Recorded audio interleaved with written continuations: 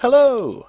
Easter! It's the holiday that's coming up soon, so I went off to Poundland, and then I went off to Flying Tiger, and I bought some stuff, and now I'm going to show it to you. But before we do anything, we must set up the Easter lights!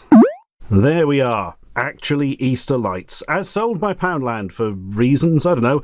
They're Christmas lights, but at Easter now? Look, they've got a little bunny on it.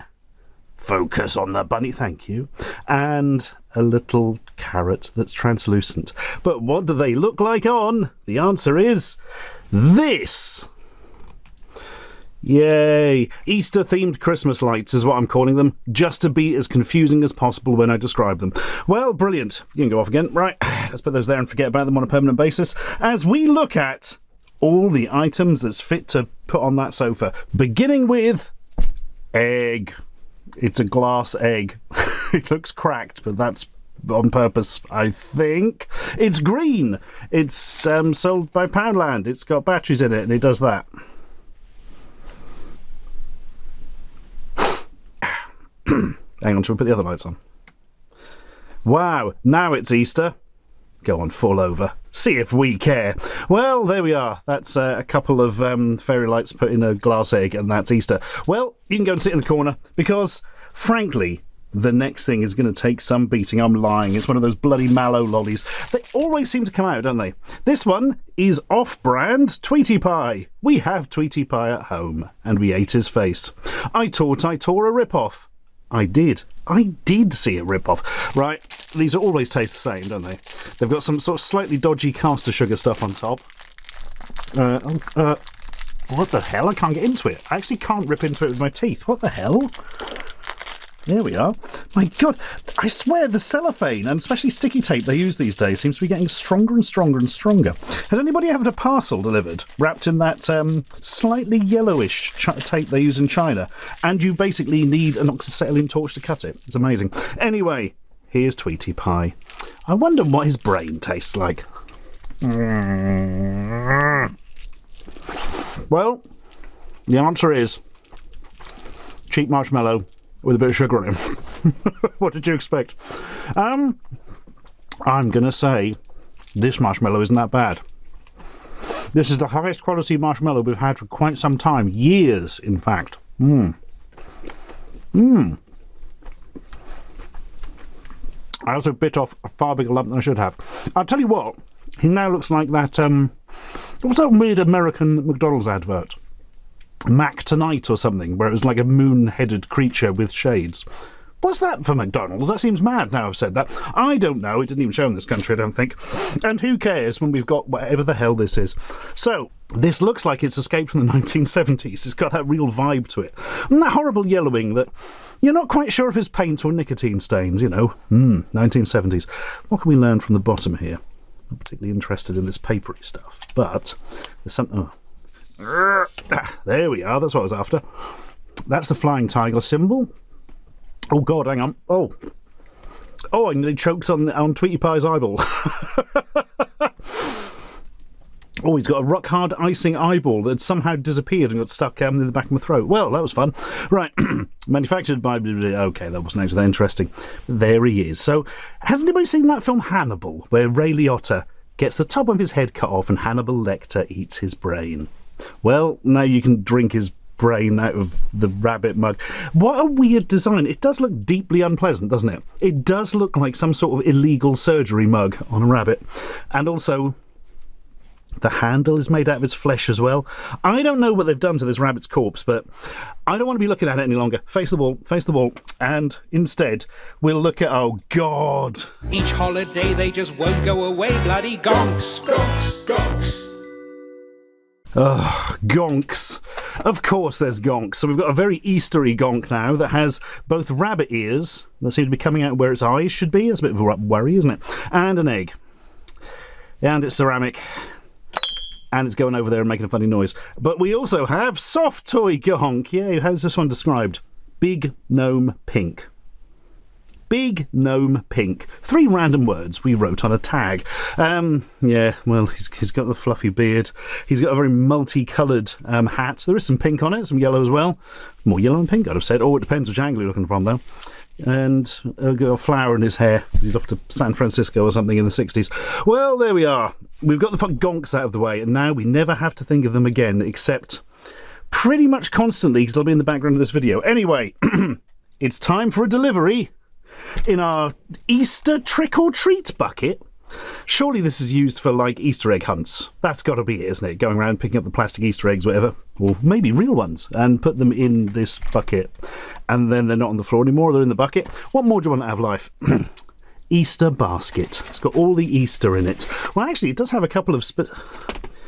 I'm really not down with the face on this. It's screaming less chick and more... It's sort of weird robot from 70s sci-fi. Anyway, I'm going to blame the weird square mouth for that. Inside we have a slap band. Happy Easter, it says. And it's got an Easter egg on it which slides up and down. If you aren't aware of these, you put them out straight, and then you get a wrist, and then you go, meh. Oh, wow, and now it's on my wrist. Now I wish it wasn't, and now it's gone. But also we have Fidget Surprise. Fidget Surprise. Sounds a bit like a character from Star Trek, but is actually one of these 4 fidget devices, apparently, in an Easter egg. Well, we're going to destroy this packaging in order to get it out. And there it is. Oh no, it's got some sort of tape on it. That's fine. We can deal with the tape. Oh god, the actual egg is the cheapest, thinnest plastic I've ever come across. Probably because they know you're going to throw it straight away. So I can't really argue with that. And which one did we get? We got this one. Ooh. It's pastel coloured, and you can fiddle with it to your heart's content. I've seen something like this before, and I can't place where, and that's going to really bug me. But yeah, it's quite a good fidget toy. Yeah, miss about them. I would have liked to have seen the cards, because I'm not actually sure what they are.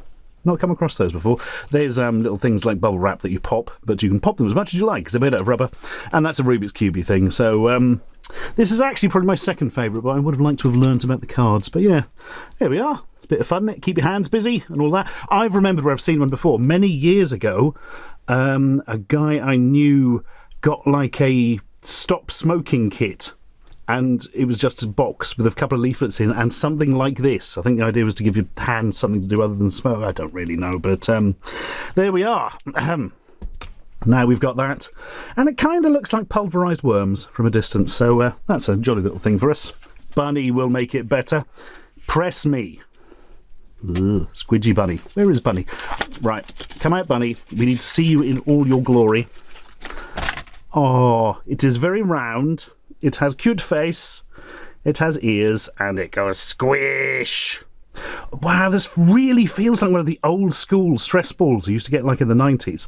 Means it's probably filled with some sort of unpleasant, slightly gluey, translucent goo stuff. So don't, whatever you do, cut it open or let the dog get it or something. But yeah, that's as a stress ball thing goes. That's pretty good, actually. I think I prefer that to the other twiddly thing. Well, there we are. So, how flat can we make Bunny? Wait for it. Very is the answer to that. Now it can sneak under doors and murder people, just as it always wanted to. That's pretty cool, that. That might be my favourite thing so far. Mind you, we have yet to see... God, another one of these bloody things. So it's a ceramic rabbit. It's holding a gold butterfly for reasons. And why I liked it, really. Kind of looks like a cross between a salt and pepper pot. Can you actually fill it full of... Oh my god, no, wait, there's something going on. Oh, wait. Don't tell me it is actually a salt pot. No. Of course it lights up. Of course it does. I honestly look at that and it just looks like a shotgun wound. Why do they make so many of these decorative things that just look like they've been blasted with a shotgun and just got horrible exit wounds on them? But there we are. Somebody killed Bunny for its golden butterfly. But then they discovered the golden butterfly was merely copper pyrites butterfly. I don't know. But anyway... Oh, I'm really not enjoying those sounds of porcelain against porcelain. I've got to stop throwing porcelain things. Fortunately, we don't have any more. We've just got wood. I kind of like this one, genuinely. This is Pepco Easter Decorative Hen. It's £2, €2.50, 5 rubles. 5. I don't know what some of these are, but you can also have it for 1,000 huffs. Huff, huff, huff. Get up to 1,000, you get a free wooden thing. Looks like absolute crap plywood from the back, but when there's a little bit of applied false grain on it, it's all right, isn't it? Can I rip this off? Probably not. Hang on. No, that's not going to come. That will need scissors, but you get the idea. I think if you have to have something Easter up on your shelf, I would go for this. Certainly over weird perforated bunny and the bloody gonks.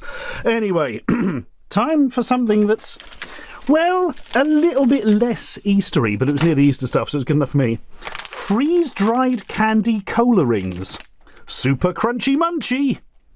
So, super crunchy munchy. God almighty. Anyway, Flying Tiger had these on a shelf with like a load of different other freeze-dried sweets, but they all looked very similar. Do you know what I mean? So I thought I'm going to just try these ones. Treat your treats with care. Do not punch them. They do not like it. So these, well, there's a little description actually. Want to know the magic behind it? Of course. We freeze the candy to an extremely low temperature and then place it in a vacuum chamber where the ice turns directly into vapour and evaporates. Puff! This process removes moisture while keeping the candy shape, resulting in a light, crunchy treats with intensified flavours. Perfect for a unique snacking experience. So were these gummy rings? Is that the implication? Yes, they were. Freeze-dried cola-flavoured gums with a sour sugar coating, if I can say it. Blimey. Okay.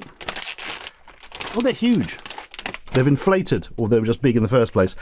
They feel a bit like, well, some sort of potato snack, but don't smell it. They smell like cola gummy things, right? I'm going to take a bite. Oh, God, I will. Oh. The texture is bizarre. It kind of starts to melt into like a sort of gummy residue. Very odd. But it completely tastes of cola bottles. You know, those gummy cola bottles you can get. I quite like this. What an intriguing way to eat sweets. And also, what an incredibly bloody expensive way to eat sweets. These were really pricey for what they were. That is interesting. I've had freeze-dried stuff before, but never freeze-dried gummy sweets. And now that I have, I can rest easy. And we're going to end, actually, on what is, frankly, almost certainly not an Easter item. But again, it was with the Easter stuff, so that's enough excuse for me. This one comes in its own bags. I think they just captured it from hell. So it's a dog toy. But what is the design? What if I can't even fit it in the bloody... right, hang on. We're going to have to remove it from the bag, I think. Here we go. Oh, it won't come out of the bag. Hang on. There we are. Right. So it is apparently a massively elongated cow. Is the noise it makes. I looked at this the first time and thought, that's a giraffe, isn't it? They have taken a giraffe and painted it like a cow. But then I realised... udders. Do giraffes have udders? Probably not. So yeah, somebody has designed the weird... Why has it got articulation for a dog toy? That's so odd.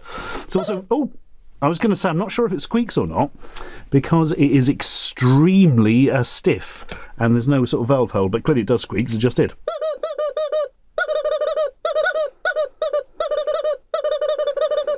There we are. I could do percussion for Moby. The teeth are a bit weird as well. I'm guessing what this is then, is that the outlet valve thing is here and it is protected by the cow's neck. What a bizarre thing. First it was a giraffe, then it was a cow in my mind, but really it looks like a combination of the two. An unholy amalgamation. Dr. Moreau has been creating dog toys. The question is, though, does the dog like it?